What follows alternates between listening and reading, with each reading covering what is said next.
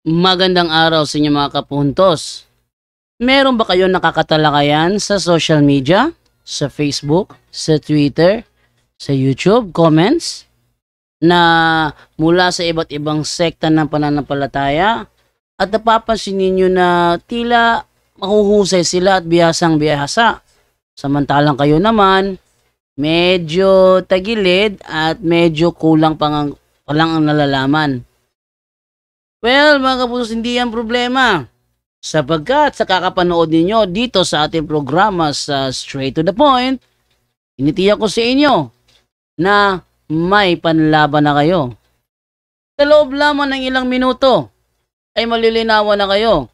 At tinitiyak ko sa inyo na sa dahan-dahan, gradually, may panlalaban na kayo. Kaya sa mga bago pa po sa aming channel, please po don't forget to hit the subscribe button, the notification bell, para maging notified kayo sa bawat video na ilalabas ko sa channel na ito.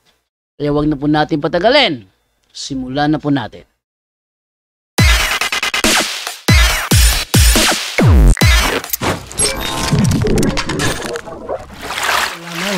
No, so shout out ko na lang kayong lahat dyan. At pag-ratings muna natin si Brother Mark Umbao, no, bago natin at basahin ang kanilang temang pag-uusapan at ang siyempre mga rules, no, sa debating ito para mapanatili ang matiwasay na talakayan nila at hindi hindi mapunta sa sigawan na naman, no? So imo-moderate natin ng maayos ang kanilang debate ngayon at para marami kayong matutunan at hindi inis ang inyong masasaksihan ngayon dahil sa nagsisigawan sila, kaya imo-moderate natin yan ng maayos. So bago natin start, Brother Mark, bro, mag-say hi ka muna, bro, sa mga nagmamahal sa iyo, Brother Mark. Okay, mapagpalang gabi sa lahat ng bubuo ng Punto por Punto at sa mga makakapanood ng talakayan nito. Nawa ay kung ano ang katotohanan siya ang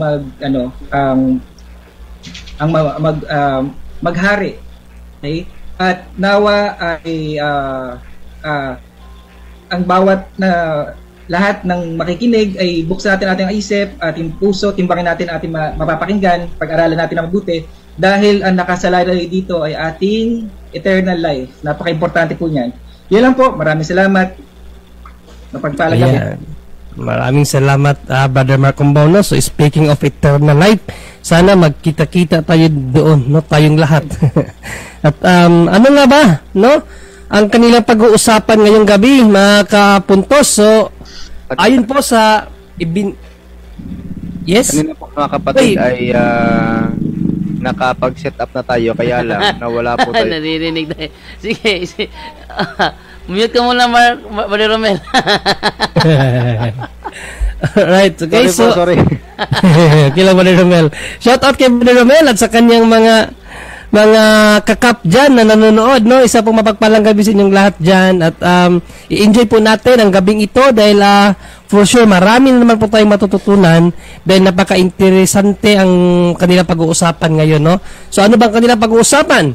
Patutunayan ni Brother Jando kay Mark Umbao na ang Apocrypha books na tawag ng mga Protestante ay bahagi talaga ng Biblia. So napakaganda nito sa mga kapatiran nating Katoliko na hindi pa alam ang mga bagay na ito. So pagkakataon nyo po ito para malaman kung ano ba itong apocryphal books na pag-uusapan nila na kasali dapat sa Biblia, ano-ano bang mga ito. So stay tuned po, no, mga kapatid, para lalo pang lumawak ang inyong kaalaman patungkol po sa Biblia at sa katuruan ng simbahan at syempre sa history din ng simbahan, no? So yan po ang kanila pag-uusapan. At syempre, hindi po mawawala ang ating pong moderators rule para mapanatili po natin na matiwasay ang debating ito, no?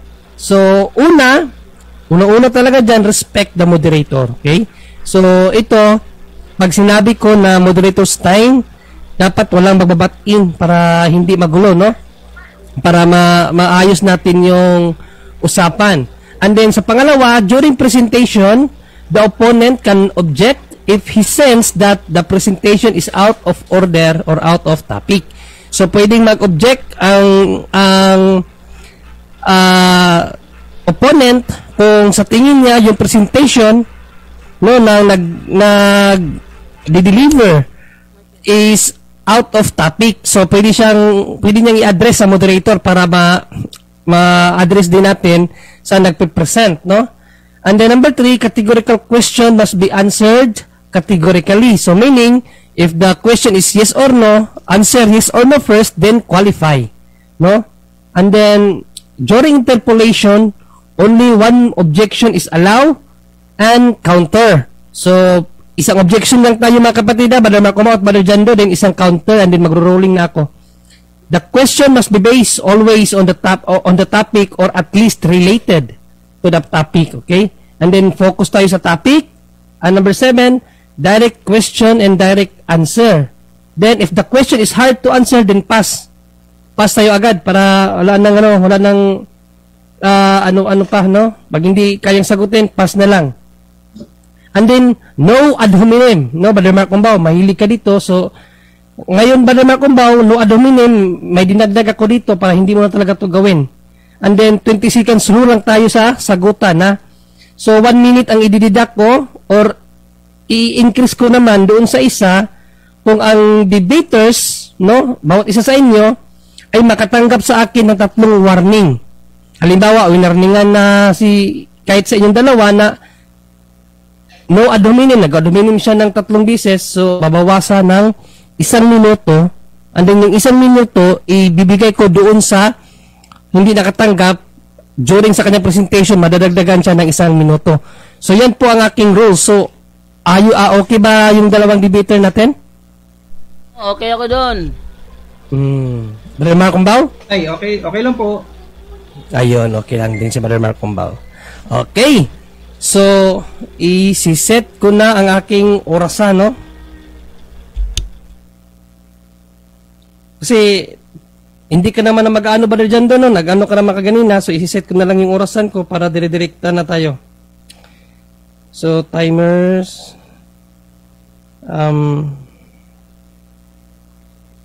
wait lang ha. 0 and then ilan ang minutes nyo ba dyan doon? 10 minutes lang or 15? 10 lang, 10.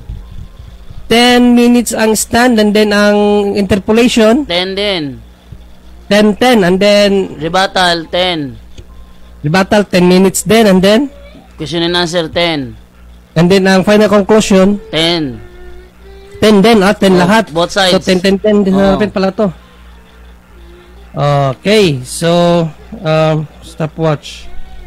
So start tayo sa 10 minutes, no? Okay, so Brother Jando, ang iyong 10 minuto ay mag-uumpisa kapag magsalita ka, Brother Jando. Go ahead. Okay, thank you po sa inyong lahat na nakantabi ngayon. Actually, ito'y masyadong inaapura ni Mark Kumbao. Wala pa sana akong plano. Dahil katunayan ngayon, Monday night is day off tayo. Dahil masyado niyang inaapura, pinabigyan ko na lang. At gusto niya patunayan na ang Apokripa ay hindi bahagi ng Biblia. Sabi ko, hindi pwede yung ganun kasi nasa negative form ka. So, kailangan ako na lang yung mag-stamp. Patutunayan ko lang na ang tinatawag ng mga protestante na Apokripa ay bahagi talaga ng Biblia. Tapos, sinabihan ako ni Mark Kumbao na ready na ba daw ako? Sabi ko naman, ay ready ako, pero actually, hindi talaga ako nakapaghanda dahil galing ako doon sa Hagna. Binilhan ko ng computer si Eugene Gapo. Kaya, kakarating ko lang. And then, narito na tayo sa ating first stand na patutunayan ko na ang tinatawag ng mga protestante na Apokripa ay bahagi talaga ng Biblia. Unang referensyang kukunin ko ay hindi referensya Katoliko, kundi mula sa babasahin ng mga saksi ni Jehovah na The Watchtower, February 1, 1989, page 29. Ang sabi ganito: In the 3rd century BCE, Jewish scholars in Alexandria, Egypt, produced the Greek Septuagint version of the Hebrew Scriptures. Sabi daw, noong 3rd century BC, nag-produce ang mga Jewish scholars sa Alexandria ng Greek Septuagint version of the Hebrew Scriptures, which came to be used, na ito yung ginagamit by Greek-speaking Jews. Ito yung ginagamit ng mga Greek-speaking Jews kasi ano siya translated siya into Hebrew, into Greek language, yung Hebrew. All over the world, no, ginagamit siya ng mga Greek-speaking Jews. In time, the Jews stopped using it. But it became the Bible of the early Christian congregation. When Christian Bible writers quoted from the sacred Hebrew Scriptures, they used the Septuagint. Sa madaling salita, kapag gumamit ang mga Christian writers, no? Christian Bible writers ng quotation from the Old Testament, ang ginagamit nila yung Septuagint, hindi yung Hebrew Old Testament. Ang ginagamit nila yung Septuagint. When Christian Bible writers, ibig sabihin, mula sa Mateo hanggang sa Revelation, pag nag-quote sila from the Old Testament ng mga prophecy, at kanilang pinapaliwanag, ang kanilang ginagamit ay ang Greek Septuagint o LXX. Ang tanong ngayon, ilan ba ang libro meron ang Greek Septuagint? Yan naman ang ating alamin, kung ilan lahat ang libro na ginagamit ng Greek Septuagint. Ito yung ating ipakita sa screen natin, yung ating ebidensya. Ito yung Septuagint. Yan, Septuagint. The Septuagint, sometimes referred to as the Greek Old Testament of the translation of the 70, and often abbreviated as LXX, is the earliest extant Greek translation of the Hebrew Bible from the original Hebrew. So ito yung ginagamit, no, ng mga early Christian Bible writers. When they used the Hebrew Bible, they used the Greek Septuagint. Ngayon, anong mga libro meron ang Greek Septuagint? Itong ating tingnan, anong mga libro ito? Nandyan yung Prayer of Manasseh, nandyan yung Esdras, andyan yung Tobit, andyan yung Judith, andyan yung Esther Grego, ang unang Makabeyo, ikalawang Makabeyo, ikatlong Makabeyo, ikaapat na Makabeyo, Karunungan ni Solomon, andyan yung Sirak, andyan yung Baruk.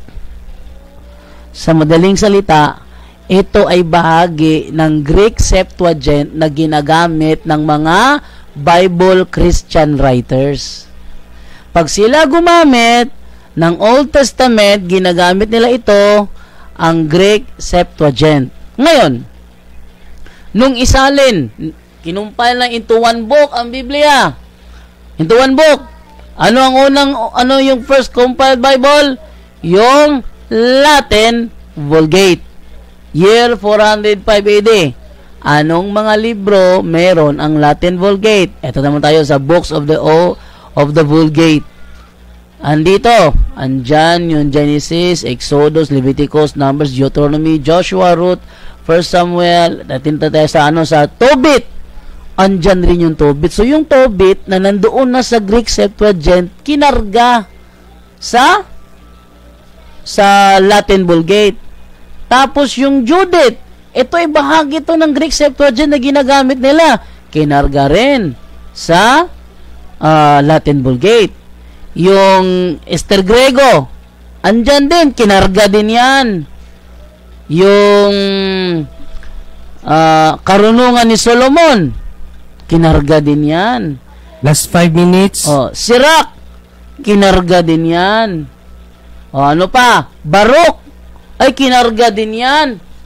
So yung mga aklat na ito na nasa Greek Septuagint, kinarga din sa Latin Vulgate. Ngayon lumabas naman itong King James Version na 1611. Ang tanong, karga rin ba dito yung mga libro na yon? Ating tingnan. Ito yung ating ating table of contents ng 1611 King James Version. Narito. So dito napapatunayan, tatlo yung ginamit ko. Una, Greek Septuagint. Sumunod, yung Latin Vulgate. Then sumunod, yung 1611 King James Version. Puro una ito puro ito una. Yung Greek Septuagint, ito yung Greek translation of the Old Testament na ginagamit ng mga Christian Bible writers. Tapos yung Latin Vulgate, ito yung first compiled Bible na ginagamit ng mga Kristiyano. Next, ito naman yung 1611 first Protestant Bible, mayroon ding apokripa. Nandiyan yung mga libro na yon. Pero bakit ngayon hindi na makita sa kanilang libro? Inaamin ng King James version mismo, kanilang ni-remove. The Apocrypha was part of the King James Version for 274 years until being removed in 1885. Kaya pala 66 na lang kanilang Biblia dahil ito'y kanilang ni-remove. 1885 pa. Sa madaling salita, before 1885, ang Biblia ay meron talaga yung mga aklat na kung tawagin ng mga sulpot ng mga protestante ay apokrypha. So, yan ha. So, napatunayan ko lang ilang reference yung ginamit ko at hindi na akong tanungin ni Mark Umbao. Last 2 minutes. Ayun. Ano ko na bro? Okay na yan bro. Wave ko na. I-wave mo na? Oo. Napaliwanag ko na ng tama. Ayun, okay. So, i-wave na niya, no? Meron pa sanang 2 minutes si Brother Jando, pero ni-wave na po niya kasi para sa kanya, enough na po yung kanyang ibinigay ng mga referensya para magpapatunay sa kanyang tema na patutunayan niya kay Brother Mark Umbao na yung mga apocrypha books na tawag ng mga protestante ay bahagi talaga ng Biblia. So without further ado, bibigay naman natin kay Brother Mark Umbao ang katanungan doon sa mga inilatag ni Brother Jando, no? Ano bang batayan ni Brother Jando doon? Kaya ibigay natin kay Brother Mark Umbao ang 10 minutes at mag-uumpisa, Brother Mark Umbao, ang iyong 10 minutes kung magsasalita ka, Brother Mark. Okay, sige, start na po ako. Start na po ako. O, mag-hit ka na magtanong. Okay, ano ko na, start ko na yung time Okay. Brother Danjo, linawin ko lang po muna yung premise muna bago ko magtuloy-tuloy sa tanong, no. Ang Bible po bang pinag-uusapan natin yung kinasihan ng banal na espiritu?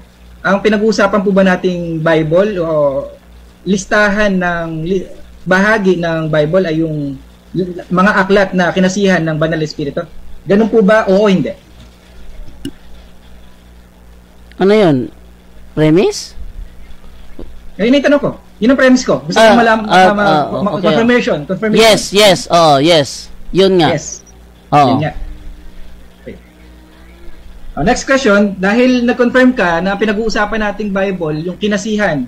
Okay? Hindi lang yung basta na isama sa Septuagint o anumang presentation mo kanina kahaba-haba.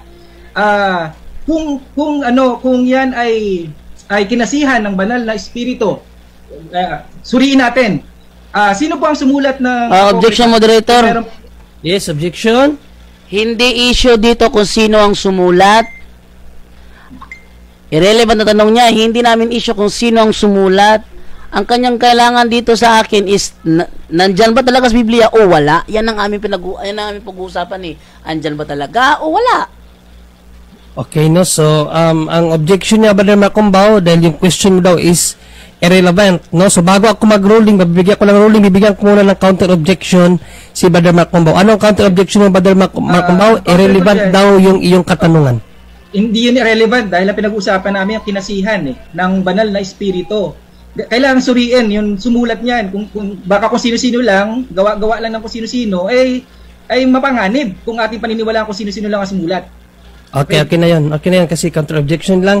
So, ang ruling ng moderator, the question ba na dyan is accepted? No, kasi isa sa rule natin is at least related to the topic. So, related naman, no, kasi hindi naman pwede na walang sumulat nun. So, Brother Jando, bibigyan kita ng 20 seconds again sa iyong pagsagot, Brother Jando. Kailangan masagot yun kasi related naman yun, bro, sa tanong niya kung sino ang sumulat para makita natin na inspired books ba ito. Kasi pag sinabi kasi natin inspired books, yung talagang nasa Bible. So, Brother Jando, 20 seconds, bro. Go ahead. Hindi ko maibigay sa kanya yung mga personal writer kung isa-isahin niya. Kasi hindi ko naman alam kung sino nagsulat nung ibang aklat. Kung doon siya mag-focus. Ang kailangan niyang focusin sa akin ngayon is nandyan ba talaga yan sa Biblia o wala. Kasi yan ang aming pinag-usapan. Ang sabi niya, hindi daw bahagi ng Biblia ang apokripa. So, ang aking stand, next bahagi. Mag-focus ko sa main topic. Next question. Next question, Brother Danjo. Halimbawa, magtayo ako ng paggawaan ng libro at mag-print ako ng libro, tanggalin ko yung ibang bahagi ng libro. Ano na patunay mo? Anong pinagkaiba na nang hindi mo alam kung sino yung sumulat o yung binago ko yung tinanggal ko yung mga bahagi ng nagdagdag ako or nagdagdag or nagbawas ako ng bahagi ng aklat ng Bible. Moderator's time muna, moderator's time muna, no? So, moderator's time, ang natirang oras is 2 minutes and meron pang 8 minutes na natira. So, ang na-consume is 2 minutes and 9 seconds sa tanungan. Brother Macumbaw, direct question tayo, bro. Huwag mo nang pahabain yun kasi sa rule number 7 natin, direct question. Huwag ka nang magdiskurso, bro. Tanong na agad, okay? Okay. So, isang warning yan, ha? Isang warning yan kasi nag-ano na tayo dito na mayroong warning ang iaano sa inyo kapag hindi natin nasunod ang ating mga rules. So, may warning ka dyan isa, Brother Macumbaw, kasi ang dami mong sinabi. So, direct question tayo. Okay, 2 minutes ang na-consume. Start, go. Next question na lang. Hindi ko ma-summarize sino at kailan yung... by the way pala, moderator's time muna. So, para hindi pala ma-consume, bro, kung meron kayo, both sa inyong dalawa, magsabi kayo na premise para hindi siya masali sa question. Okay? Okay ba, Brother Macumbaw? Okay. Pag magtanong ka, sabihin mo, pag mayroon ka pang medyo sabihin mo na lang premise. Brother John Ray. Dapat si Brother Jando. Brother John Ray. Yes, bro. Yung kanyang premise kanina, bakit tanong yun? Hindi ko nga alam kasi sabi niya premise. Premise yun, taka ko, ba't tanong premise yun? Sige lang. Pero consider na rin yung Brother Jando, baka dinirekta na niya. Okay, so, basta mayroon tayo na direct question. Pag hindi pa kayo mag-direct question, sabihin nyo lang premise muna. Para hindi masali sa rules natin. Okay? So, patuloy ba na Macumbaw? Okay. Next question na lang. Okay? Saan po nabibilang ang apokripa? Sa kautusan ni Moises, sa mga awit, o sa mga propeta? Saan nabibilang ang apokripa? Mga aklat ng apokripa? Sa kasaysayan siya nabilong. Sa kasaysayan. Pero, hindi naman mahalaga kung saan siya nabilong. Ang mahalaga, may ebidensya ako na bahagi talaga siya ng Biblia mula pa noong una. So, hindi siya dagdag, tinanggal lang ng mga sulpot. At least may ebidensya ako. Yun ang mahalaga dito. Yun ang gibain mo, yung ebidensya ko. Wag kang magbutas ng iba dyan. Okay, next question. Next question. Okay, next question. Anong talata sa Apocrypha books ang tinupad o kailangan matupad tungkol kay Yahushua? Anong talata? May alam ka bang talata na kailangan... Objection, moderator. Ano ba naman? Okay, objection. May objection?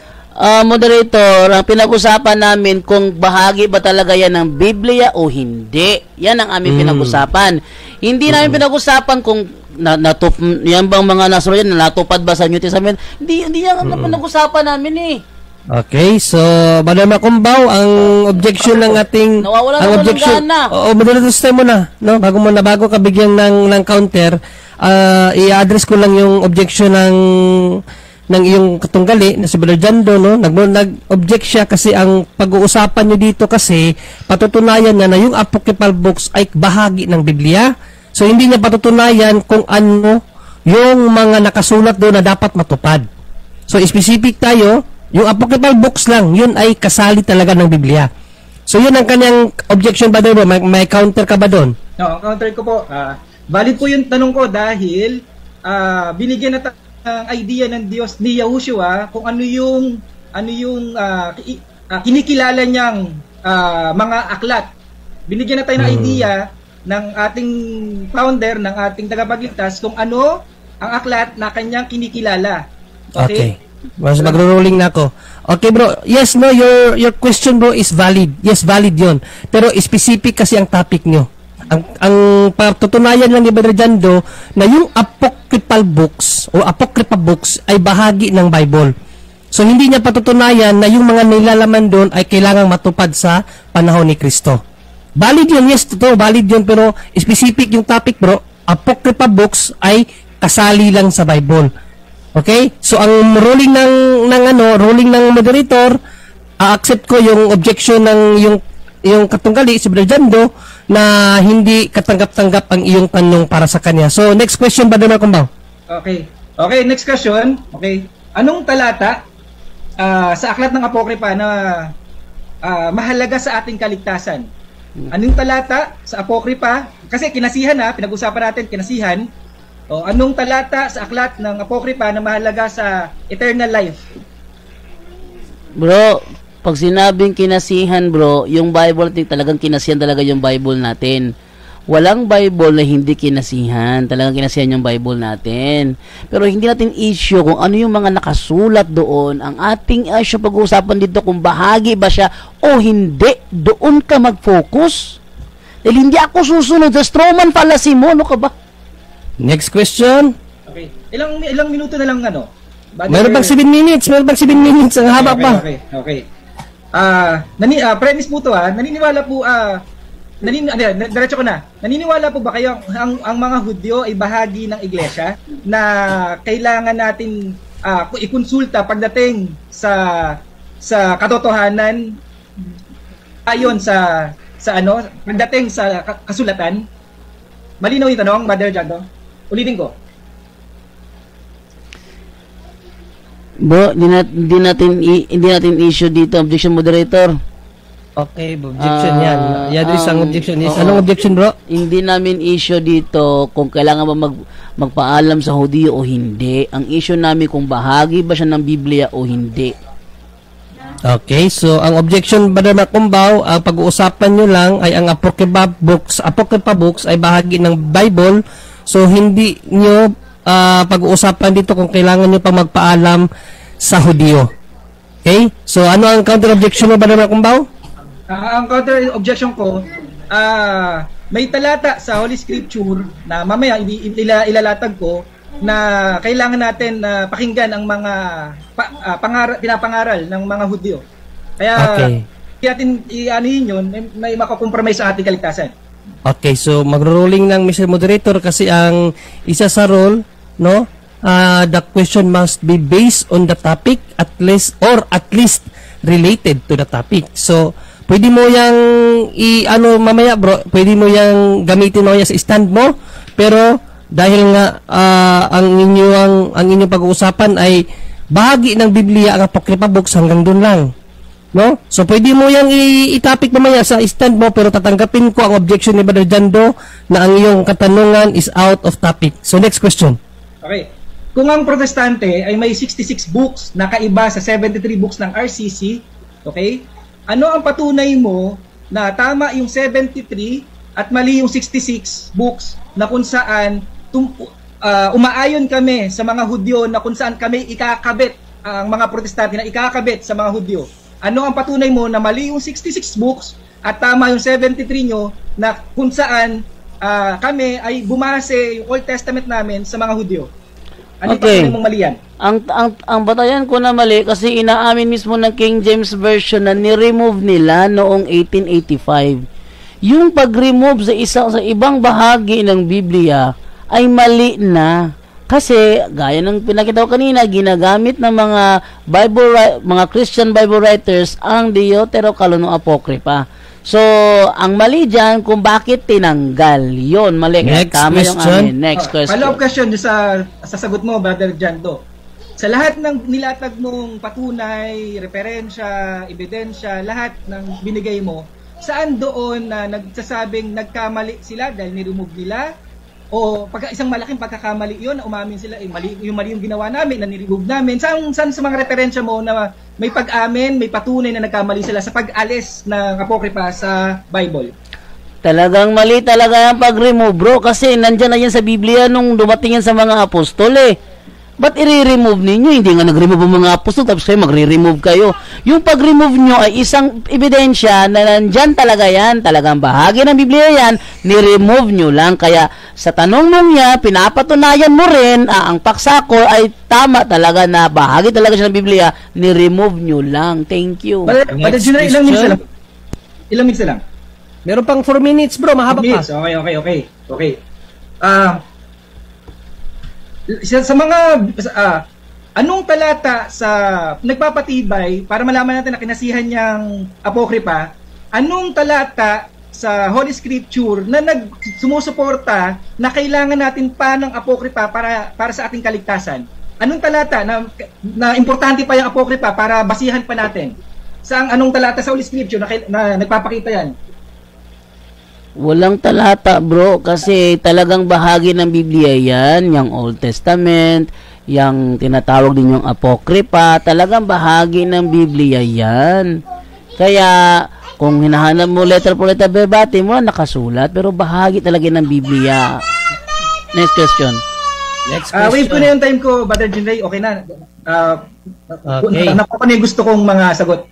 Okay, sayang no. So, meron ka pa sanang 2 minutes and 47 seconds na natitira sa tanungan, pero since ni-wave mo na, so i-reset ko na at ibibigay ko na sa iyo no ang 10 minutes na iyong oras para sa giba mo doon sa mga itinayo ni Brother Jando. So your time will start, Brother Macumbao. Kung mag-uumpisa ka magsalita, go ahead. Okay, start po ako. Okay. Kung tutusin, wala na akong kailangang igiba sa tinayo ng ating katalakayan. Bakit wala na akong kailangang igiba? Umikot lang siya dahil naibilang siya sa Septuagint, naibilang siya sa Septuagint, kinasiyahan agad ng Diyos. Wala kang mababasa sa Holy Scripture na yan ang pamantayan. Ano yung mga hinihingi kong tinanggihan niyang sagutin? Nakatanong, sino ang sumulat? Diba? May talata ba yan na may kahalagahan niya sa kaligtasan? Propeta ba, apostol ang sumulat niyan? Timo, lahat yon, lahat ng qualification na kinasihan yan ay bagsak. Okay? Hindi pumasa sa standard eh. Kaya hindi ko na di-discuss dito yung mga controversial na mga talata na hindi katanggap-tanggap paniwalaan sa mga apokripa. Ayoko nang talakayin yun dahil napakahaba nun. Alam ko 10 minutes sobrang kulang. Pero kung magre-research kayo, maraming talata sa apokripa na hindi katanggap-tanggap. Aralin yung apokripa. Ang daming talata dyan na hindi katanggap-tanggap. Nagkokontrahan sa edad, sa panahon, sa moral, sa magandang pagkaugali, sa lahat nagkokontrahan. Pero hindi na ako pupunta doon kasi hindi naman niya natalakay yun eh. Hindi naman niya dinipensahan pala yun eh. Diba? Dahil hindi niya tinayo, wag ko nang puntahan. Dahil kulang yung 10 minutes. Tapos, ang sabi, ito, kung unawain natin ang pandaraya ng Diablo, kung uunawain natin ang pandaraya ng Diablo, palalabuin niya yung malinaw para yung katotohanan mapilipit, at ang kasinungalingan ang mapaniwala sa tao. Okay? Ganun ang pandaraya ng Diablo. Ito ang katuroan o aral na walang kaugnayan sa eternal life, walang kabuluhan yan. Sabi nga sa Mark 8:36, aanuin mo ang isang buong sanlibutan, na isang kaluluwa mo ay mapapahamak.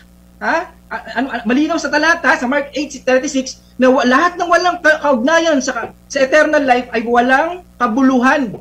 At naniniwala ako, Brother Jando, na sapat ang 66 books ng Holy Scripture, baka sobra pa nga para ang tao ay maligtas. Okay? Sapat ang 66 books ng Holy Scripture para ang tao ay maligtas. Hindi ko na kailangan kumonsulta pa sa apokripa kung saan ang daming nagsasalungatan dyan. Okay? Sabi nga dito sa John 20:30, John 5:13, naisulat yung 1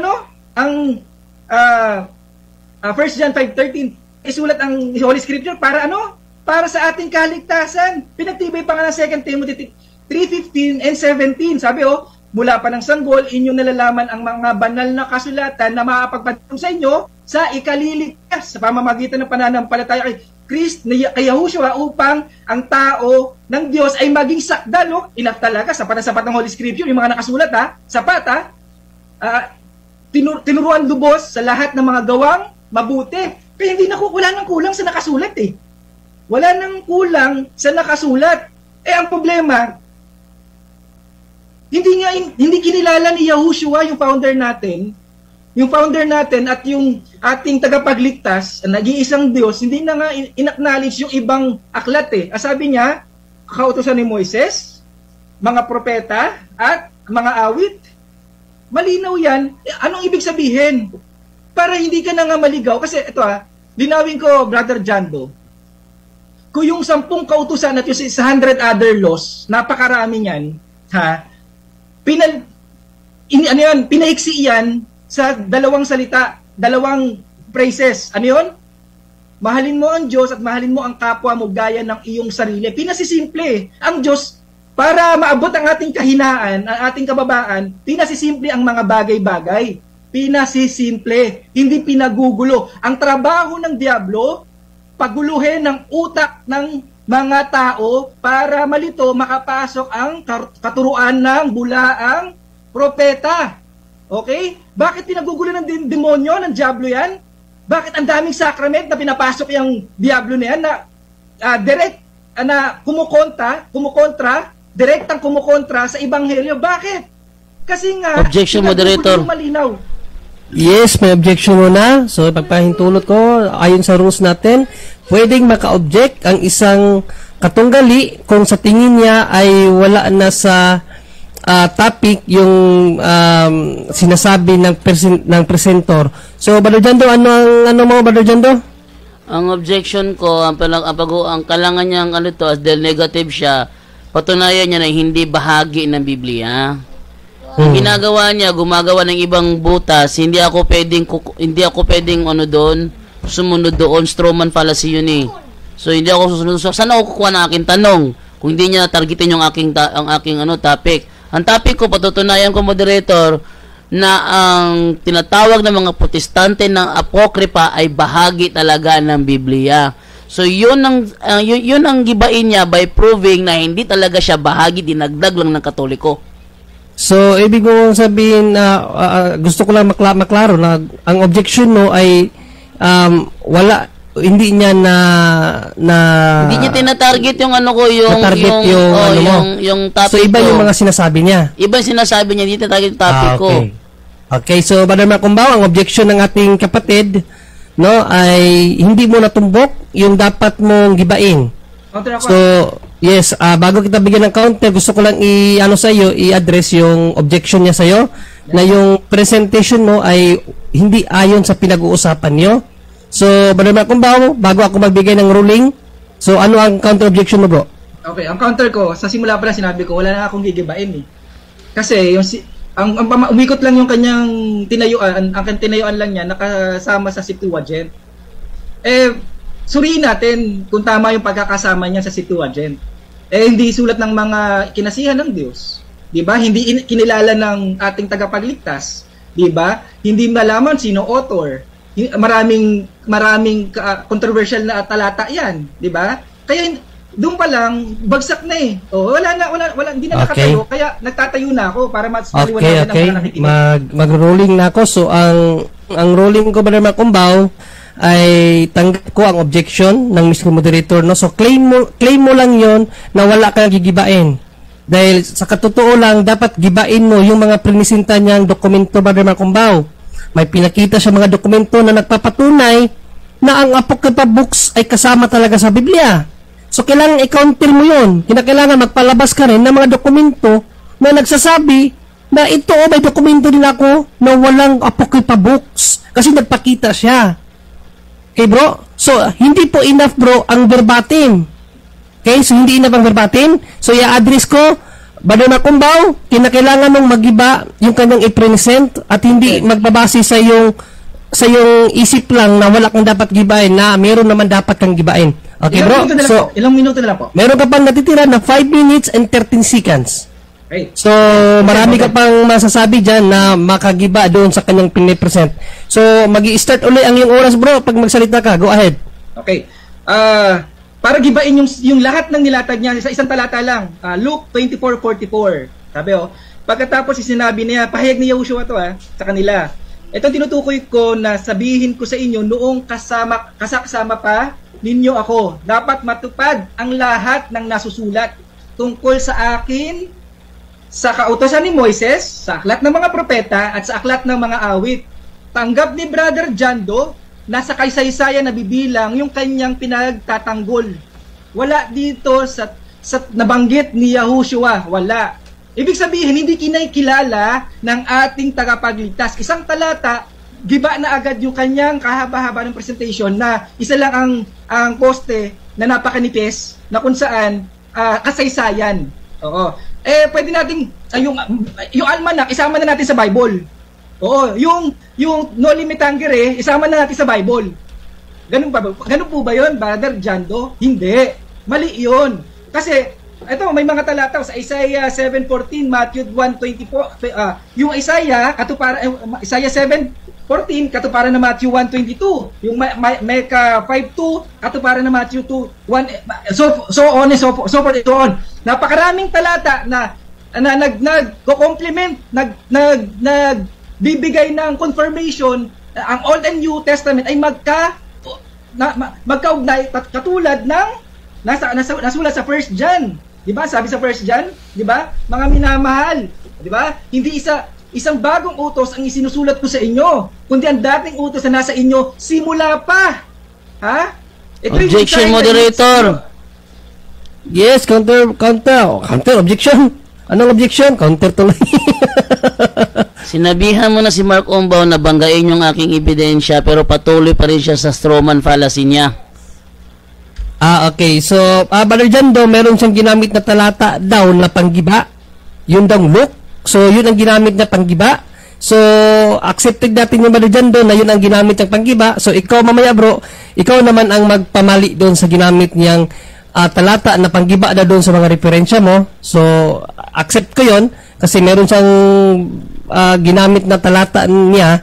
So, mamaya Brother Jando, gamitin mo yung yung butas na yan para igiba mo naman doon sa ginamit niyang talata na panggiba daw doon sa mga dokumento mo.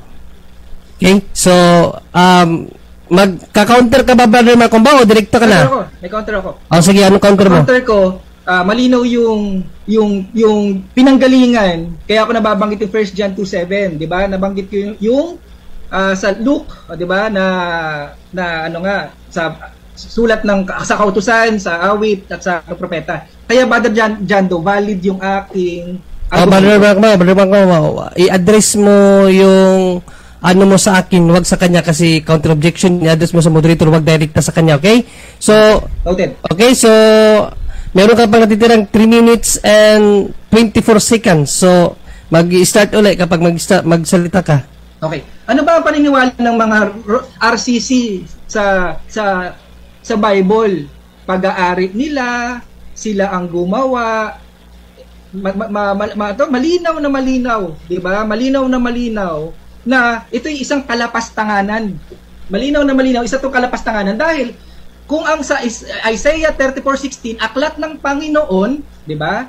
Kung ang sa Isaiah 34:16 aklat ng Panginoon, ano sabi sa 1 John 2:7, 'di ba? Hindi 'to bagong utos.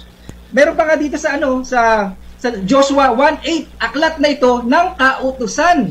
'Di ba? Ang tanong, sayang hindi ko nga natanong Yung Isaiah 34:16, anong aklat ba tinutukoy doon? Aklat ba ni Isaiah? Aklat ba ng kung anong aklat? Ano bang aklat ang tinutukoy doon? Para maging malimitahan lang natin sa old, malimitahan lang natin sa aklat ni Isaiah. Dapat nalaman natin yan Hindi ko nga lang sayang, hindi ako nagkaroon ng pagkakataon itanong yan Pero, kung may pagkakataon siya sa rebuttal niya, or sa conclusion niya, maganda, gusto ko marinig yan yung sagutin niya yon. Kung anong aklat ang tinutukoy sa Isaiah 34:16. Para matanggihan natin na dapat nagko-complement o nagkakaroon ng confirmation sa New Testament ang Old Testament. Last 2 minutes. Sayang, hindi ko na itanong. Kaya, ayun, ano sabi sa Joshua 1:8? Aklat na ito ng kautusan. Di ba? Propesiya sa kasulatan. Nag-interchangeable to eh. Yung kautusan, hula, propesiya, yan ang aklat ng Panginoon eh. Di ba? Pero kung ililimita lang ng mga RCC yan, di ba? Talagang maliligaw po talaga. Sa ganung pag-aaral, maliligaw po talaga tayo. Tapos, ano pa yung mga hindi ko na-tackle? Kasi wala na kasi akong pwedeng sundan doon sa sinabi ni Brother Jando. Dahil nga, lahat nga, objection, di ba? Objection. Iwas siya talaga eh. Bakit? Halata naman kasi. Mahalata naman talaga na hindi kinasihan yan. Di ba? Sino ba mga sumulat niyan? Unknown. Di ba? Tapos, kasaysayan yan eh. Yes, alam mo ba, Brother Jando, naniniwala rin naman ako dyan sa Maccabees, sa mga Tobit, o mga ano na yan, pwedeng referensya, yes, pero hindi yan kinasihan.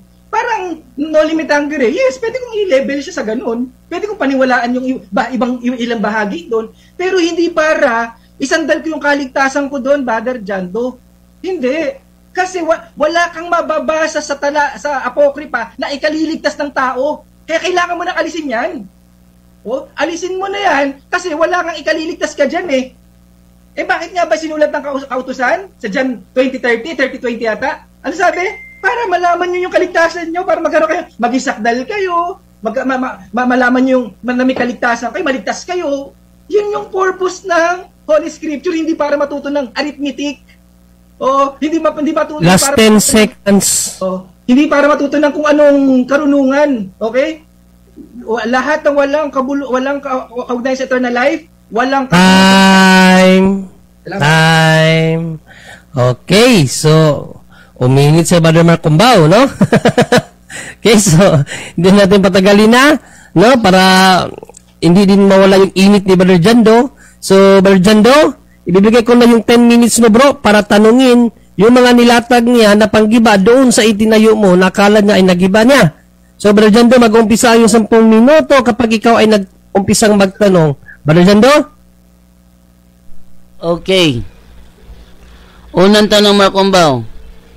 Aling talata sa Biblia sinasabi na hindi bahagi ang Apokripa sa Biblia?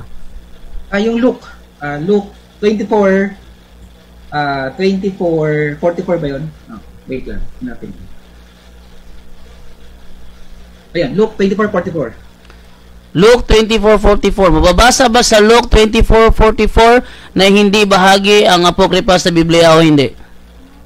Hindi verbatim, pero malinaw dyan. Ang kinilala ng ating nagapagligtas para hindi tayo maligaw ay hinayag. Nagbigay siya ng listahan at malinaw yan yung aklat ng Moises, aklat ng propeta at aklat ng awit.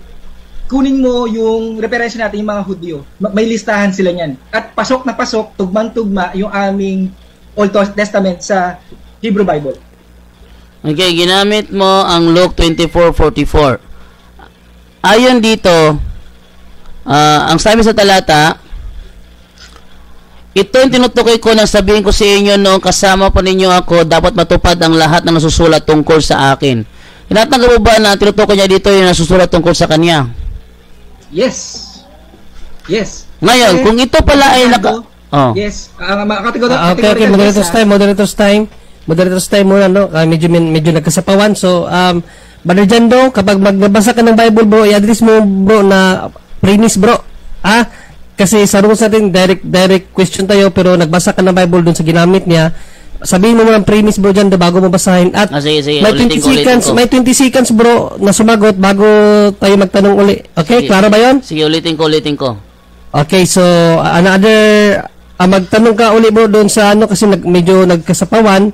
So, itanong mo uli yung tanong mo at sasagutin niya ng 20 seconds. Okay, premise. Ayon dito, sinabi ni Kristo, ito ang tinutukoy ko na sabihin ko sa inyo, nung kasama pa ninyo ako, dapat matupad ang lahat na nasusulat tungkol sa akin. Tanong, tinatanggap mo ba na ang konteksto dito ay sinabi lang ni Kristo na kailangan nito pa rin ang mga propesiya patungkol sa Kanya? Yes or no? Yes, kasi Brother Danjo, para maintindihan mo, maraming talata nga na pinipace out ng Old Testament. Nagdagdag pa kayo ng Apocrypha. Pinipace out na, sabi sa Hebrews 7:18, no? Sapagkat napapawi na unang utos dahil sa kaniyang kahinaan at kawalang kapakinabangan. Wala nang kapakinabangan eh. Yung mga nauna na, oh.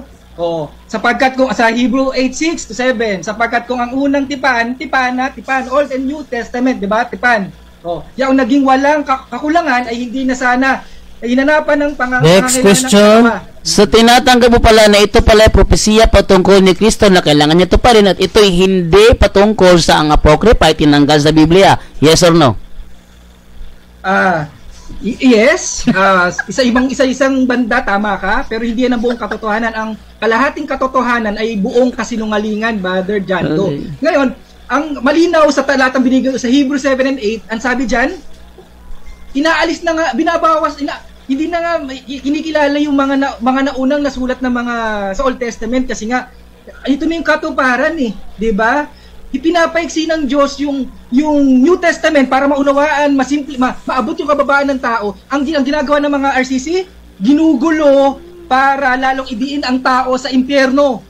Nilalabo yung malinaw. Okay? Ang sabi, yung 600 Next question. Next question, tinatanggap mo ba na ang Greek Septuagint na ginagamit ng Christian Bible writers ay merong Apocrypha, yes or no? At tanggap na tanggap. Ang hindi ko tanggap doon, lahat doon kinasihan. Okay. Oo, unang-una, hindi mo nga makilala eh, kung sino yung mga nagsulat eh.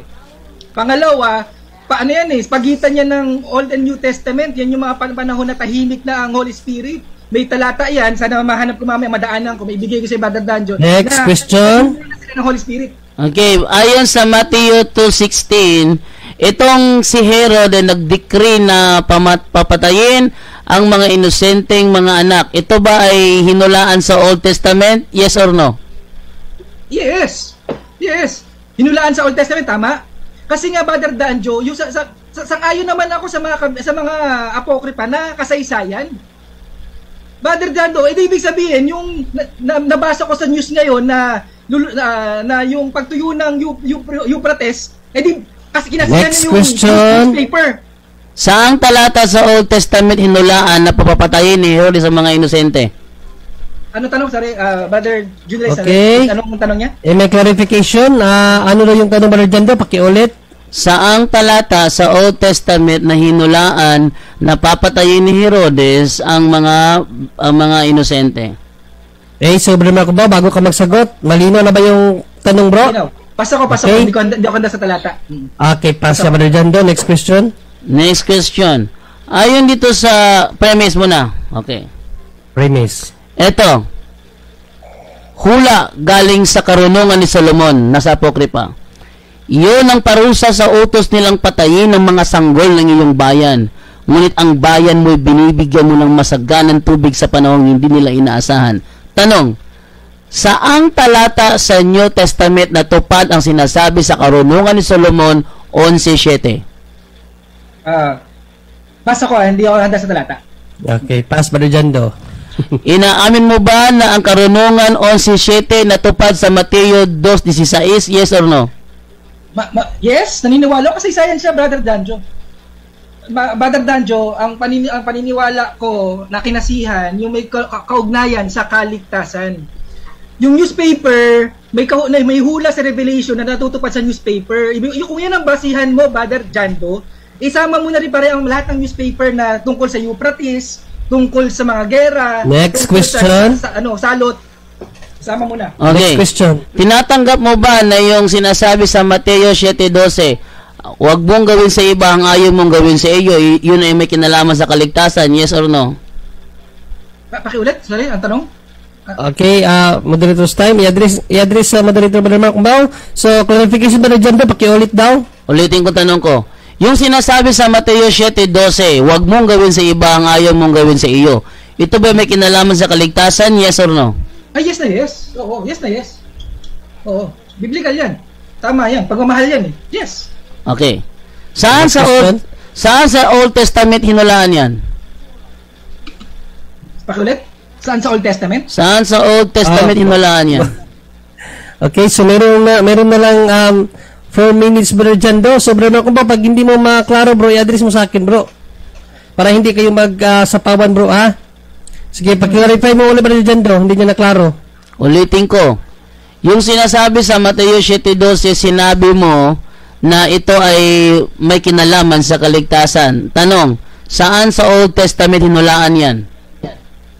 Nakuha mo na ba yung tanong, Brother Jando? Balik kita sa conclusion. Ilalatag ko yung talata niya sa conclusion. Hanapin ko. Sige, pass na. Nagpass ka na. Huwag ka na magpaliwanag, bro. Pag pass na, huwag ka na magpaliwanag. Brother Jando, go ahead. Ayon sa Tobit 4:15, anumang hindi mo gusto, huwag mong gawin sa iba. Sang-ayon ka ba ito'y tinutukoy sa Mateo 7:12? Yes or no? Mateo, yes. Tama. Correct. So, tinatanggap mo na ang Tobit 4:15 ay may kinalaman sa kaligtasan? Yes or no? Yes. Yung hindi lahat ng apokripa, yes. May merong ilan, pero ang problema, yung ibang talata ng apokripa ay kumukontra sa ebanghelyo. Yun ang mabigat diyan eh. Gagamit parang pahayag ni ni Lucifer. Gumagamit siya, kumukote siya ng talata sa Holy Scripture. Time, next question. Old Testament. Sige. Okay. Tinatanggap mo ba na yung nasa Sirach 27:6 ay yung tinutukoy ni Kristo sa Mateo 7:16 at 20? Yes or no? Yes. Tinutukoy sa Matthew 12. Yes. 29. Dahil, Brother Jando, dahil maraming talata ng pag-ibig sa Old Testament. Sayang, hindi ko lang naihanda yung mga talata na yan, pero wag kang sa susunod, ilalatag ko sa yan. Sige. Doon kinuha ng mga apokripa. Next question. Saan sa Old Testament nababasa na ang prutas ay makikilala sa kanyang bunga? Ang punong kahoy ay makikilala sa kanyang bunga. Saan sa Old Testament yan? Next question. Next question, pass. Pass. Anong talata ng apokripa ang kumontra sa New Testament? Okay. Una, pananalangin sa mga patay. Objection, moderator. Objection, may objection. Ibigay niya yung talata mismo. Okay, so Brother Mark Kumbaw, ang tanong kasi talata, hindi niya ang tanong ay hindi kung ano ang sinabi. Ang tanong kung anong talata sa mga apokripa books na kontra sa kabuuan ng Biblia. Anong talata? Tobit 12:8-9, 2 Maccabees 12:43-45, Tobit 1:4, Tobit 1:10, Judith 1:1, Wisdom of Solomon 11:17, ano ba? Maccabees 2 Maccabees 14:41-46. Ano ba? Marami pa. Saan? Brother Jando, meron ka na lang last 2 minutes sa pagtatanong, bro. Okay, go ahead, Brother Jando. Saan sa New Testament sinabi ni Kristo, huwag niyong ipagdasal ang mga patay na? Dahil ipinaiwas Objection, tayo moderator. sa gawain ng espiritista. Ang pananalangin Objection, sa mga moderator. patay ay gawain ng espiritista. Huwag kayo magpahawa. Objection, moderator. Espiritista. Objection. Sorry, hindi ko narinig. Medyo humina yung boses ni Brother Jando. Anong objection, Brother Jando? Ang tanong ko sa kanya, saang talata sinabi ni Kristo na huwag ipagdasal ang mga patay na? Yes, malinaw yung tanong mo, Brother Jando. So ako, kahit ako, nakuha ko rin yung tanong. So yung tanong, Brother Mark Kumbaw, no, hindi niya tinanong kung ano ang opinion natin Panginoon Kristo sa mga espiritista. Ang tanong ni Brother Jando, saan mababasa sa New Testament na bawal dasalan ang mga namatay na? So, Brother Mark Kumbaw, yun ang objection. So, ano ang counter mo doon? Sa Old Testament yung mababasa, pero ang sabi ni Yoshua, pakinggan nyo yung Objection, moderator. ng kanyang ama. Teka. Moderator's time. Brother Jando, according sa rule natin, isang objection lang ibibigay ko sa inyo, bro. So, isang objection at isang counter. So, after nun, magro-ruling na ako, bro, no?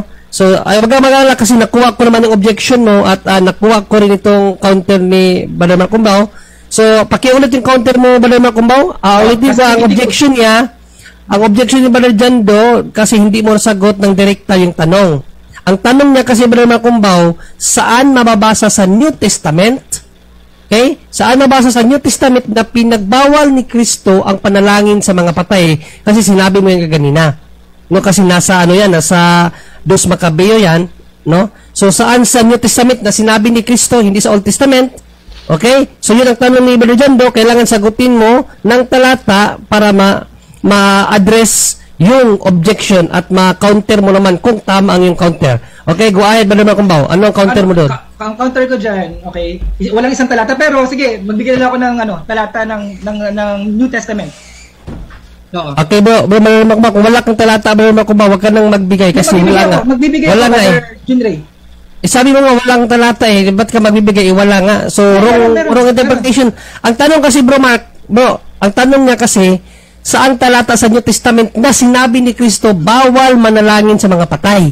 Yan ang tanong. Kung sabi mo kasi wala, sumagpas ka na lang. Para wala nang ano. Brother John Ray, nagkamali lang ako. Meron. Meron. O, sige, meron. Ano yung talata na yun? Meron pala, nagkamali lang. Sige. Okay. Matthew 6:9-13. Ganito kayo manalangin, mga RCC. Ama namin, nasa langit. Moderator, out of context. Moderator's time. Hindi, ang tanong, okay, so ang tanong Brother Makumbaw, hindi responsive. Dalawang warning, kasi, klinaro na natin, tapos, pinagpilitan mo pa rin yan. So, mali na nga yung sagot, inano mo pa ako, ano ang tawag ng gilad sa Tagalog? Niloko. Parang niloko mo pa ako na meron pero wala, pero hindi naman pala yun. Sabi na nga sa iyo, ang question, saan mababasa na sinabi, wag manalangin sa mga patay, hindi kung anong uri ng panalangin ang itinuro ni Kristo. Ang question kasi, saan mabasa sa New Testament na wag ipanalangin ang mga namatay. Okay, so hindi mo na-address yun, so mayroon kang warning, kasi kaganoon, na-warningan na kita ng isa, tapos ngayon, inano mo pa, so warning 2 ka na, isang warning na lang, mababawasan ka ng isang minuto. Okay? So next question tayo kasi ang ruling ng moderator doon is accepted ko yung objection ni Brother Jando. Okay? So Brother Jando, next question Brother Jando. Hindi niya masagot. Okay, saan sa Old Testament ipinagbabawal na ipagdasal ang mga patay na? Sa Leviticus. Oo. Gawain kasi ng espiritista ang pagpanalangin sa mga patay. Sa Leviticus, hindi siya verbatim pero malinaw diyan na ang mga espiritista ay nananalangin sa mga patay na pinag-aagawa ng RCC. Huwag ninyong hanapin at magpahawa sa kanila. Huwag ninyong babalikan ng mga inaalihan ng mga time. Next question. Tinatanggap mo na ba? Last 1 minute and 5 seconds. Tinatanggap mo na ba na ang Greek Septuagint, ang Latin Vulgate at ang King James Version 1611 ay hindi talaga 66 books kundi 73 books. Tinatanggap mo ba yun? Yes or no? Ay, tanggap na tanggap. Kung tanggap ko may 73, tanggap ko rin may 66 at may 39. Tanggap ko yung Brother Jando. Wala tayong pagtatalo. May 39, may 73 at may 66. Next question. Last question ba Jando? Last question? At dahil tinatanggap mo na tinanggalan ninyo, ibig sabihin tinatanggap mo rin na kaya pala naging 66 na tinanggalan ninyo. Yes or no? Ay no. Dinagdag, Mother Jando, no. Kasi dinagdag ninyo. Kasi nga hindi nga kinikilala ni Yahushua Diba? Hindi na nga kinilala ng ating tagapagligtas. Objection, moderator. Old Testament, hindi na nga sinabi na Objection, moderator. Objection, may objection? Inamin na niya kanina, natanggap niya na 73 books talaga ang Biblia. So, ang follow-up kasi ko sa kanya, tinatanggap rin ba niya kaya naging 66? Kasi ayon sa King James Bible, tinanggal nila noong 1885. Tanggap ba niya yon? Yes or no? Okay, so, malinaw naman yun, no? Kasi mayroon ka kasing affirmation, bro. In-affirm mo yung katanungan kung tanggap mo ba na 73 ang original books ng mga Kristiyano. Tinanggap mo yan na walang pakundangan. So, ang naging follow-up niya kasi kung tanggap mo rin ba na binawasan lang yung 73 books. So, sumagot ka kasi ng hindi. So, nagkontrahan ka na doon. No? So, meron ka pang 10 seconds bro, no? Counter pa pala. Sige, ano yung counter mo doon? Okay. Ano yung counter mo doon?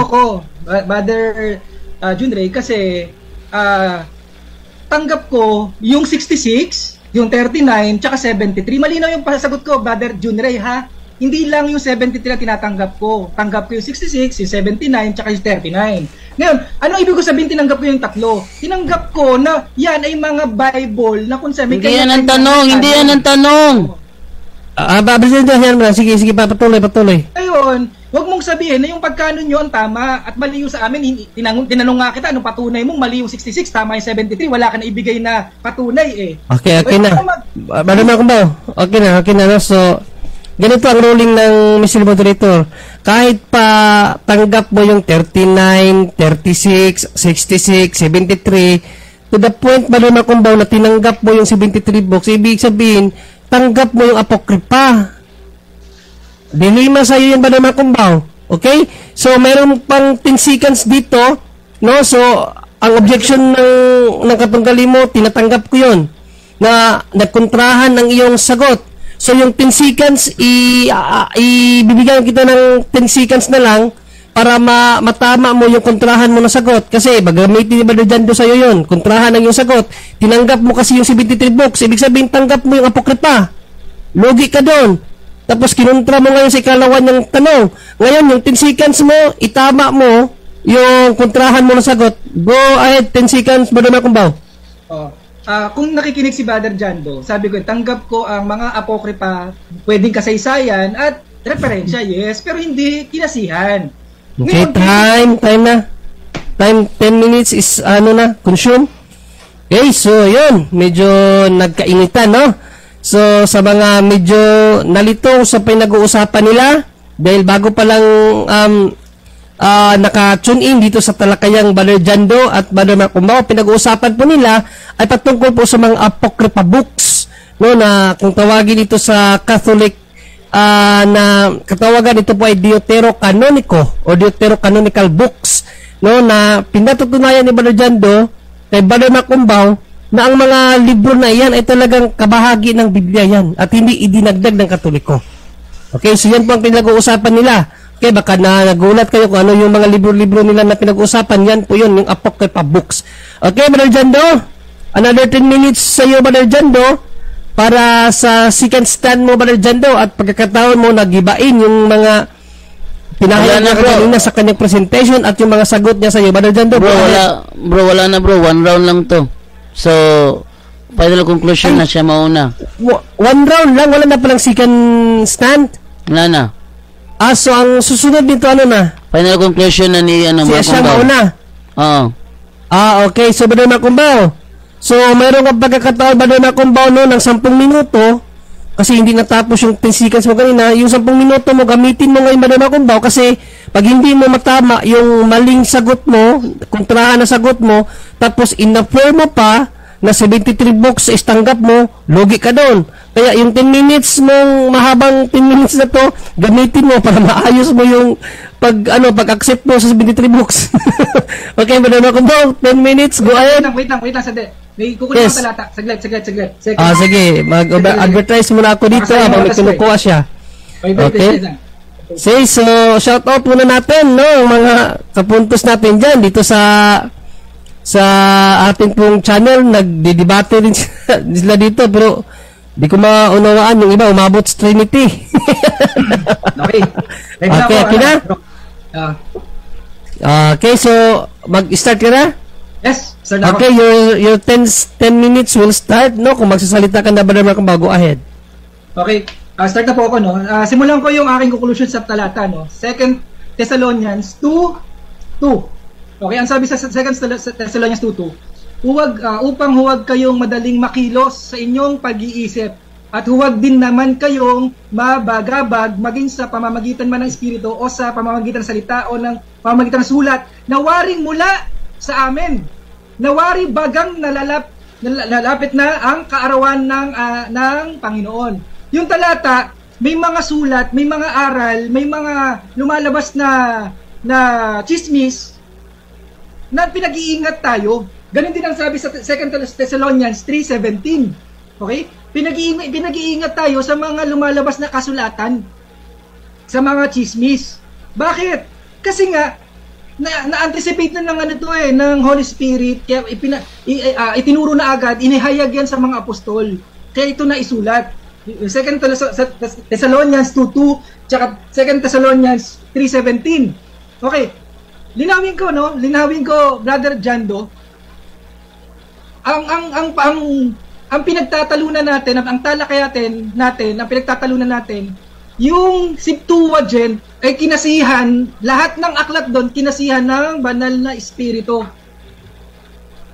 Ang patunay na hindi, kasi may mga talata diyan na hindi katanggap-tanggap sa morality. Pag pinag-usapan ng morality, hindi katanggap-tanggap siya. Mga miracle na hindi kapanipaniwalang mga miracle. Mga kaganapan na kontra sa mga nakasulat na sa creation. Marami yan, napakahaba lang. Pasensya na po. Nung inaaral ko nga siya, sabi ko nga, sobrang kulang yung 10, dapat 3 hours to. Kasi bawat talata, ibabangga natin sa bawat talata sa ibang talata ng Holy Scripture eh. Mahirap yon lahat yan i-discuss sa ganito. Pero, binibigyan ko lang idea yung mga tagapakinig, maging maselan kayo. Suriin nyo ng mabuti yung nakasulat sa Apokripa. Unang-una, sabi ko nga, anong mga nakasulat diyan na wala sa Holy Scripture na ikaliligtas. Sabi ko, sapat ang 66 books. May binabanggit si Brother Jando tungkol sa pag-ibig. Old Testament pa lang may pag-ibig na eh. Yung Brother Jando, ang tawag ito, advice yung libro ni David Bernard, may pag-ibig doon. 'Di ba? Alam mo, hindi na kailangan ng Apokripa kasi lahat ng kailangan natin para tayo ay maligtas, sapat yung 66 books. Bakit kailangan tanggalin ng Apokripa? Bakit? Kasi nga may mga talata diyan na magiging espiritista kayo. Magiging materialistic kayo. Ang kaligtasan nyo sa pamamagitan ng pagbayad ng pera, ginagamit kasi yan ng RCC para pagkamkam ng pera. Magiging materialistic kasi simbahan. Ha? Kaya hindi katanggap-tanggapan ng Apokripa na yan. Ayoko nang pasukin niya ang ganyang napakalalim na discussion. Pero itong mga nakikinig sa atin, aralin niyo po yung Apokripa. Makikita niyo may mga hindi katanggap-tanggap na talata dyan na hindi yan, malalaman niyo, mararamdaman niyo magsasalitang Holy Spirit sa inyo na hindi yan kinasihan, hindi yan karapat katanggap-tanggap sa banal na espiritu. Sasabihin ng Holy Spirit sa inyo, hindi katanggap-tanggap yan. Basahin niyo, maging bukas yung isip niyo. Basahin niyo Apokripa. Makikita niyo hindi katanggap-tanggap. Naniniwala ako, Brother Jando, linawin ko, naniniwala ako sa mga Apokripa, maaring kasaysayan na totoong nangyari. Gaya ng Noli Me Tangere, ng mga history books, naniniwala ako sa mga bagay na ganun, pero hindi kinasihan. Kasi sapat yung 66 books para tayo'y maligtas. Sapat yan eh. Kasi nga yung nasa Old Testament na, Brother John, ang dami kong binigay na talata, niluma na. Diba? Inaalis na nga eh. Hindi na nga pinasusunod eh. Bakit? Kasi sapat na nga yung gospel, yung ebanghelyo para tayong maligtas. Kaganapan ng Old Testament, shadow lang yung Old Testament eh. Tapos itong mga RCC, dagdag pa ng shadow, hindi na nga maimportante yung shadow eh. Brother Makumbaw, moderators time muna. No, so nag-direct attack ka na naman sa mga RCC. So aduminin 'yon. Okay? So pasensya ka na, Brother Makumbaw, mababawasan ka ng 1 minuto kasi pangatlong warning ko na sa iyo to. Okay? So kaganina sinabihan na kita na 2 warning yung kaganina ngayon. Saglit lang. Dahil 3 warning to, dinirekta mo itong mga RCC, adhuminin yun. Okay? So, meron kang 4 minutes, 51 seconds na na-consume.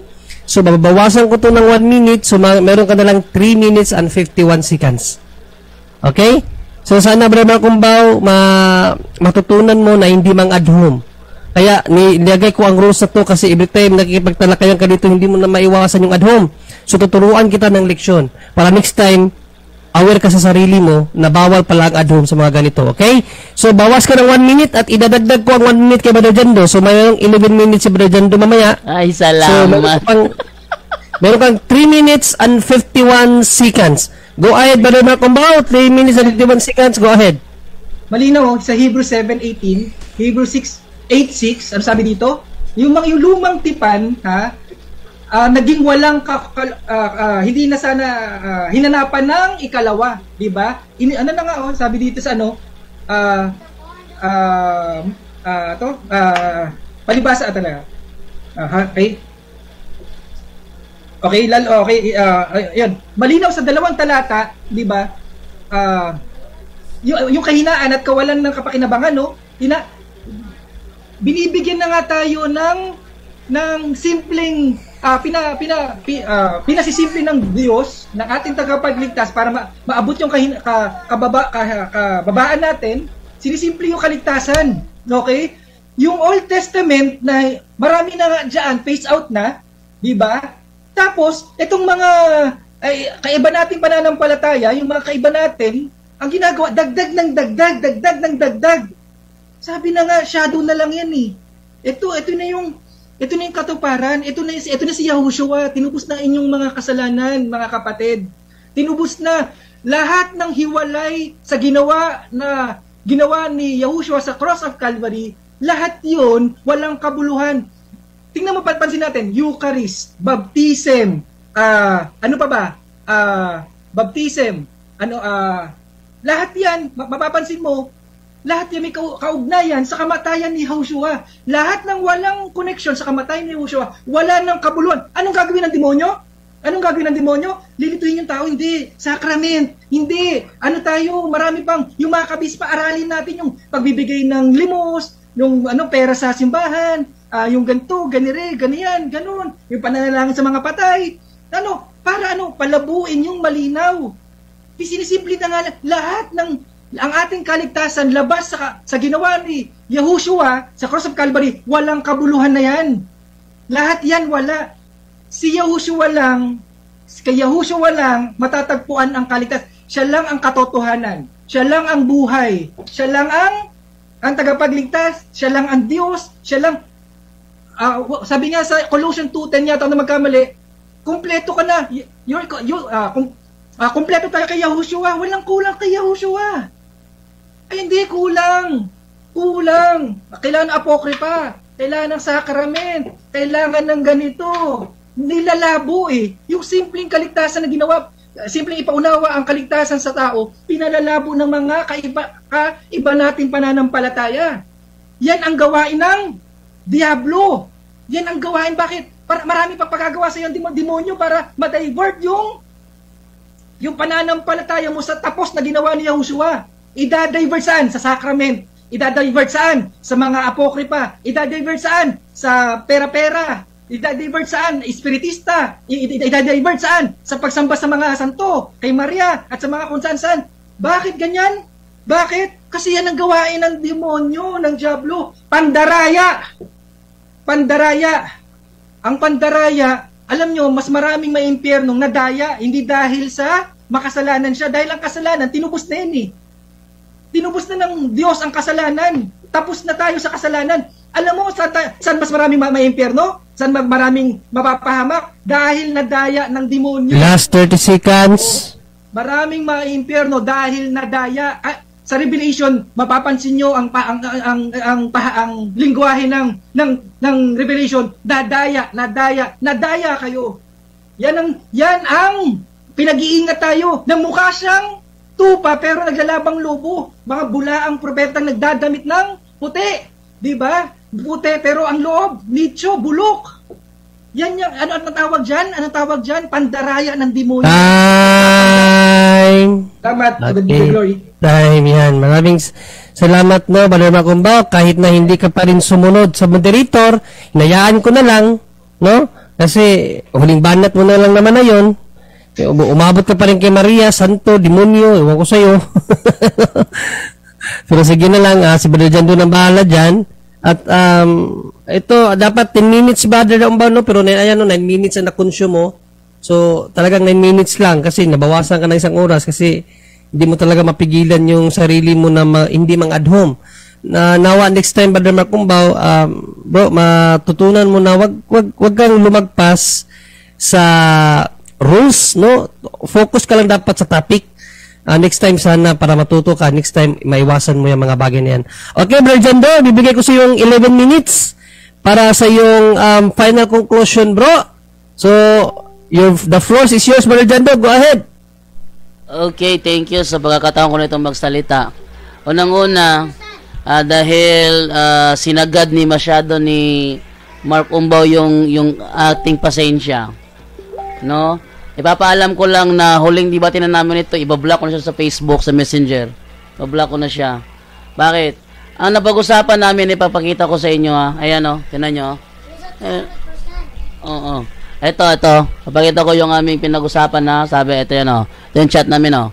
Sabi ko, Umbaw, hindi is a negative form. Ako ang affirmative dyan. Patutunayan ko na ang tinatawag na mga sulpot na apokripa ay bahagi talaga ng Biblia. Yan ang aming tema. Wait lang.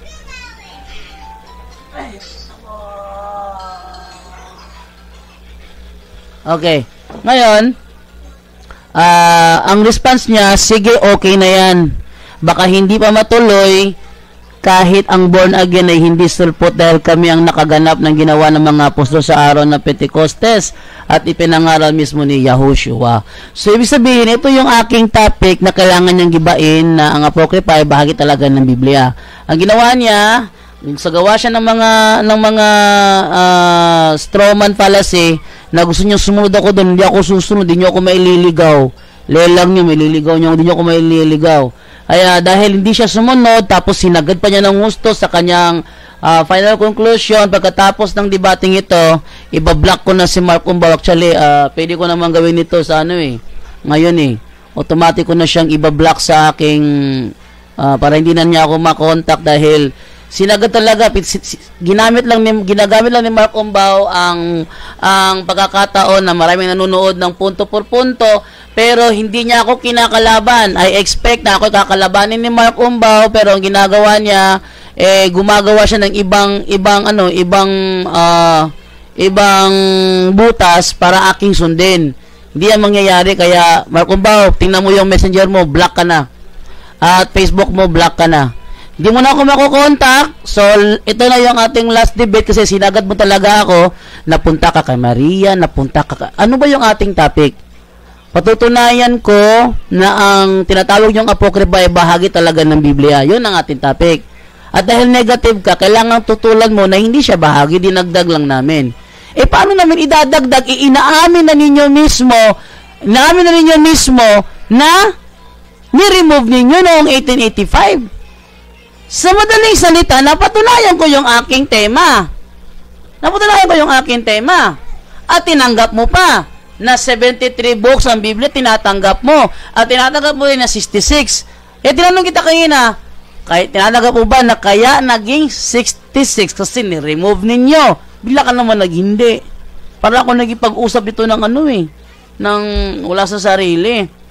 Kaya, at saka dahil sa final conclusion, I expect na banggain mo yung aking mga argumento, pero hindi mo ginawa. Bagkus patuloy kang nagsagawa ng iyong strawman fallacy. Ibig sabihin talaga sinasagad mo ang pasensya namin. Ginagamit mo lang ang programa namin para marami makapanood sa gusto mong ilabas na hatred. Hatred sa Katoliko. Pero ang sa akin na naman, mahalaga sa akin, napatunayan ko naman talaga kung saan inaamin naman ni Mark Umbaw na ang Septuagint, ginagamit niya ng mga Christian Bible writers. Katunayan, yung mga katanungan ko kanina, hindi niya nasagot ng tama yun Isa-isahin natin, yung aking mga itinanong sa kanya kanina. Ito yung yung patungkol dito. Tinanong ko siya patungkol dito sa Matthew 2:16 kung saan nag-decree si King Herod na paslangin yung mga innocent children. Yun ay propesiya mula sa karunungan ni Solomon 11:7. Wala yun sa Old Testament. Yun ay nasa karunungan ni Solomon 11:7 at natupad sa Matthew 2:16. Tapos, yung sinasabi sa Sirach 27:6 na ang punong kahoy ay makikilala sa kanyang bunga. ginamit ni Kristo yun sa kanyang paliwanag sa Mateo 7:16 at 20. Eh kung hindi inspired yun, ba't gagamitin ni Kristo? Ha? Kung hindi inspired yun, ba't gagamitin ni Kristo? Eh ginamit ni Kristo eh. Sasabihin mo, hindi inspired, ginamit nga ni Kristo mismo. Eto pa, yung sinasabi sa Judith 11:19, yung patungkol sa sheep without a shepherd. No. Yun, binanggit din ni Kristo yun. Sa Mateo 9:36, the people were like sheep without a shepherd. Binanggit din ni Kristo yun. Oh, sabihin mo hindi inspired. Eto pa, yung sa Tobit 3:8 at Tobit 7:11, patungkol sa 7 brothers. Yung 7 brothers, binanggit ni Kristo sa kanyang ebanghelyo. Sa Mateo 22:25, sa Marcos 12:20, at Lucas 20:29, ginamit niya ang sinasabi sa Tobit 3:8 at Tobit 7:11 sa kanyang ebanghelyo patungkol doon sa 7 magkakapatid na may asawa. Lahat nag-asawa. Tanong, pagdating sa langit, sino ang asawa niya? Saan ginawa ni Kristo yun? Sa Judith. Sa Tobit 3:8 at Tobit 7:11. Just 5 minutes. Yung ano niya, wala talaga. Walang kalatoy-latoy. Ito pa. Yung sinasabi sa Karunungan 2:16. Kung saan sinasabi ni Kristo sa 1:5:18, sinusunod ng anak ang ama.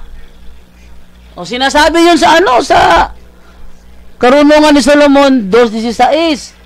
Yun namang yung sinabi naman ni Kristo sa Lucas 21:24, na ang nabubuhay sa espada ay sa espada mamatay. Yung nabubuhay sa tabak ay sa tabak ang mamatay. Saan niya kinuha yun? Sirach 28:18. Tapos yung sinasabi doon sa Mateo 7:12 na wag mong gawin sa iba ang ayaw mong gawin sa iyo. Saan niya kinuha yun? Doon sa Tobit 4:15. Wag mong gawin sa iba ang ayaw mong gawin sa iyo. Ang daming ebidensya. Inamin niya. Bahagi yan ng Biblia. Paano idadadag namin ni bahagi na nga ng Biblia? Pinakita ko kanina sa sa yung mga aklat ng Greek Septuagint. Nandoon yung Tobit, nandoon yung Sirach, nandoon yung Macabeo. Andoon. Tapos, nung gawin ng First Compiled Bible, yung Latin Vulgate, nandoon din. Paano idinagdag? Nandoon na nga.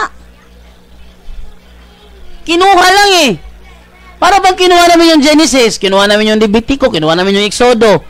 Pati yung nandoon sa Septuagint na Tobit, Judith, Sirach, andoon na yun, kinuha rin namin. Paano kami nagdagdag? Nandoon na yun. Ha? Nandoon na yun, ba't kami magdadagdag? Nandoon na nga, bahagi na nga siya. Ngayon, ano nangyari?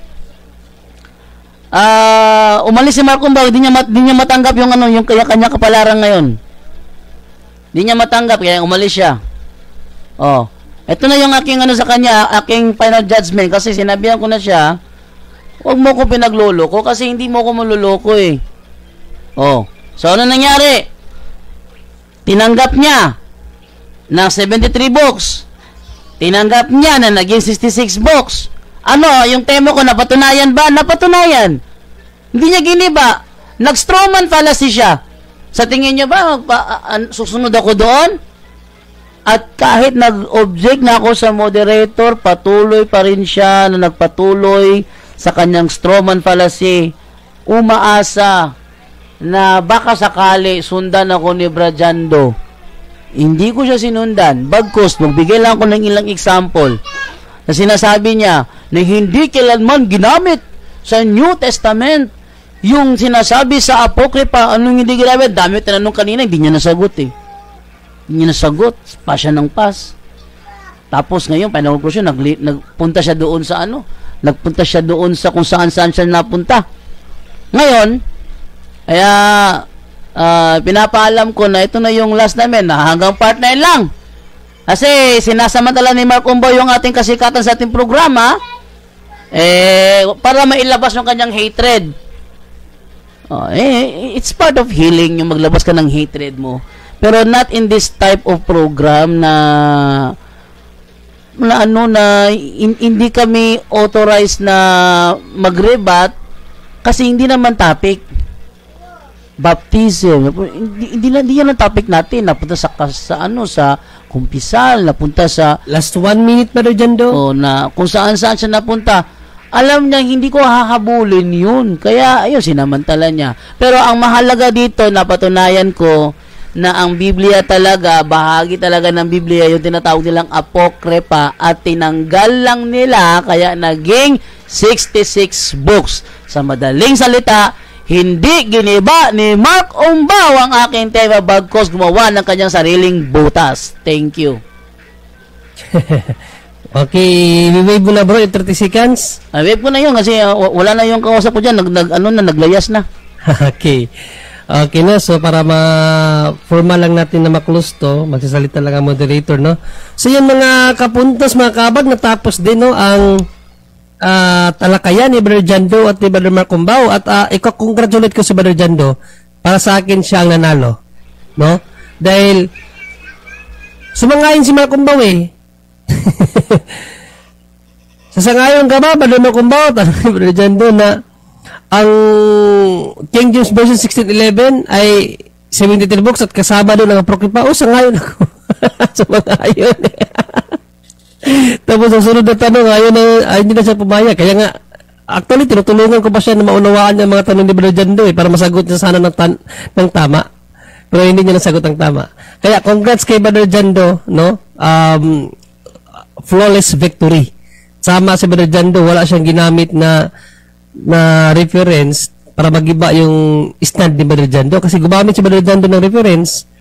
Ang gamit lang ni Brother Mark Umbaw, wala doon dapat igiba kasi hindi raw nakapagtayo. Hindi nakapagtayo? Nagpakita ka ng mga reference Ano? So, yun mga kapuntos at mga kaabag, no? Ang nangyaring talakayan at sad to say, tinutulungan ko kasi Brother Mark Umbaw na matuto siya magdebate na sa sunod na debate niya kay Brother Jando. Kasi ako din kasi talagang hindi na siya maka-debate sa akin kasi inatsipwera ko na rin siya, no? Pero ibang reason ko. Pero yung kay Brother Jando na nakita, tama si Brother Jando. Pinagamit na lang niya punto por punto para mapagsingawan ng kaniyang hindi ko ba alam ano bang ginawa sa kanya ng Katoliko. Wala naman, no? Bigla na lang nagngawa dito basta lang makapagnawa. No, so tama lang 'yun na manggagamit kasi. So kung patuloy siya ng ganyan, nagpapasikat na lang siya sa kanyang kalaman, so much better na hindi na siya pabalikin. So congrats Brother Jando sa napaka matindi mong desisyon na yan kasi I'm sure mahirapan ka pag wala si Brother Mark Umbaw. Kasi hanapin ang dugo mo sa Brother Jando.